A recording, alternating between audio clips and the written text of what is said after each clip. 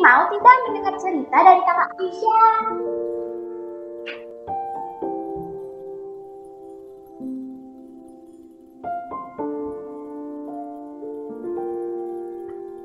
Nah, adik-adik kelihatannya penasaran ya dengan cerita yang ingin kakak bawakan. Adik-adik penasaran kan? Kakak mau bercerita tentang mengapa tanggal 10 November itu diperingati sebagai Hari Pahlawan.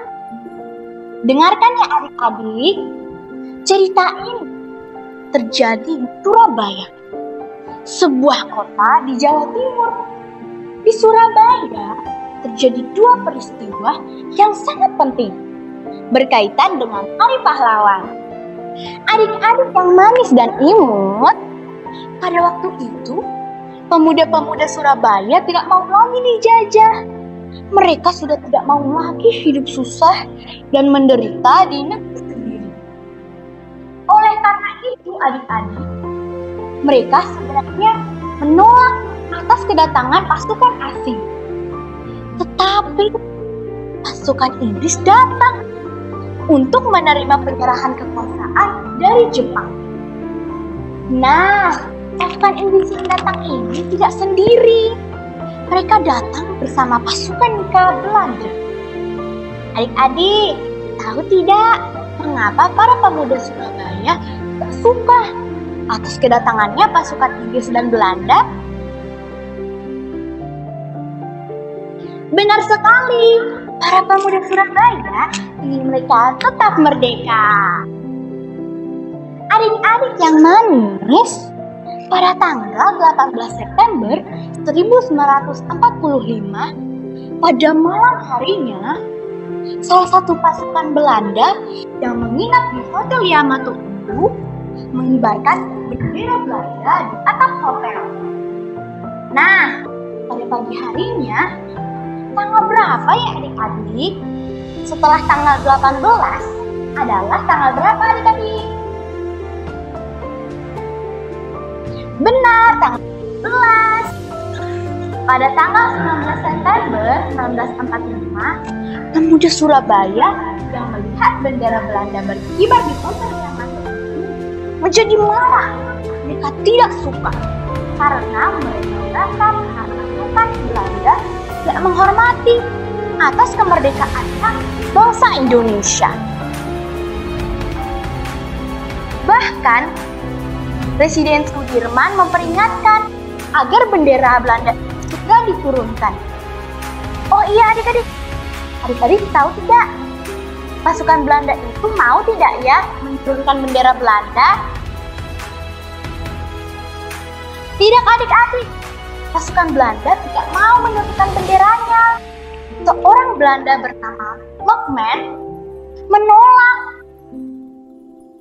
Tentu saja para pemuda Surabaya semakin marah sampai mereka berkelahi dengan tentara Belanda. Dan ada juga loh adik-adik, para pemuda Surabaya yang membawa tangga. Tangga itu apa ya adik-adik? Kenapa mereka membawa tangga? Benar, tangga itu digunakan untuk memanjat ke atap hotel.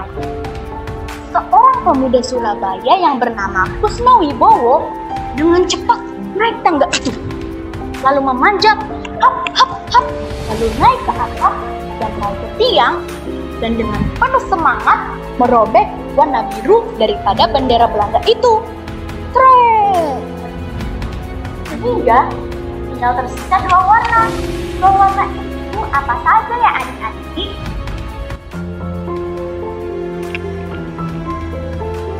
Benar, tinggal tersisa warna merah dan putih. Para pemuda Surabaya sangat bergembira. Mereka bersorak-sorai dan berteriak, "Merdeka! Merdeka! Merdeka!" Ayo adik-adik, berikan semangat ya. Merdeka! Merdeka! Merdeka! Kurang semangat nih adik-adik. Ayo teriak lagi yang paling semangat ya. Merdeka! Merdeka! Merdeka!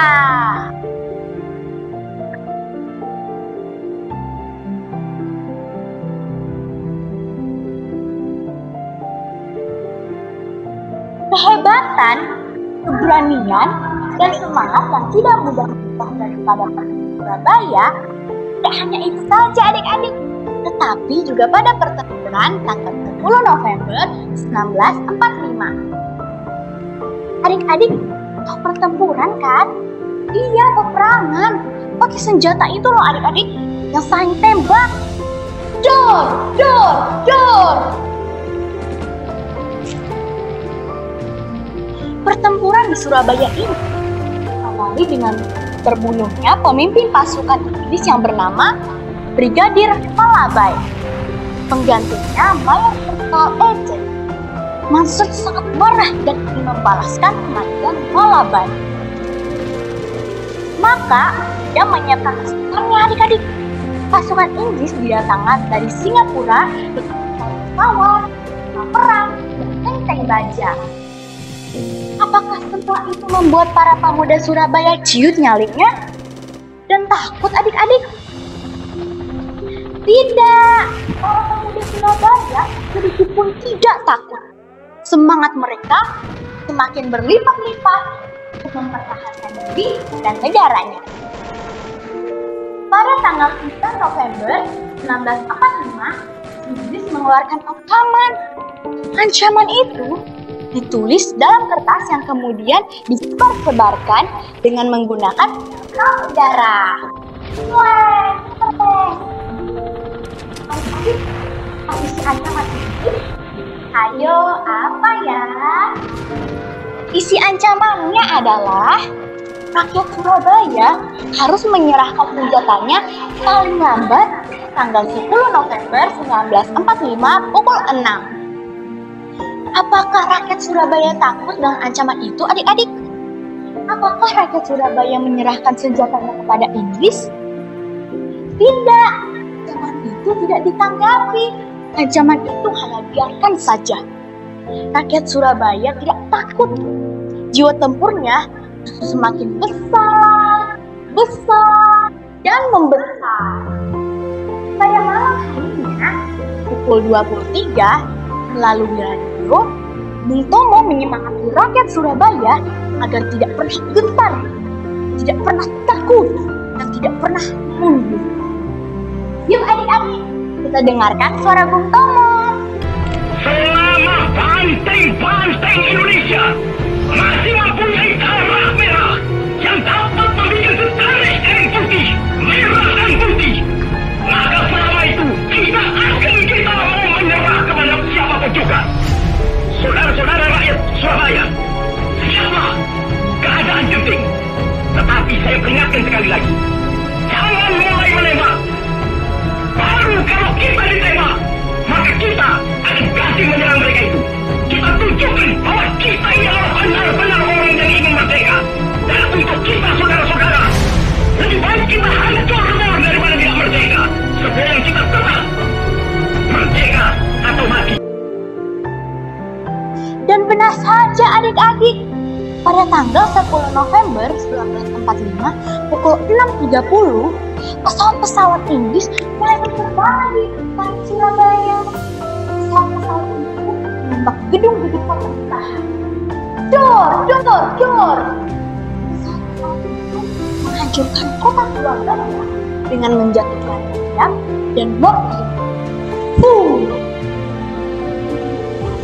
Di darat, 30.000 infanteri atau pasukan lengkap dengan senjata dan tank baja.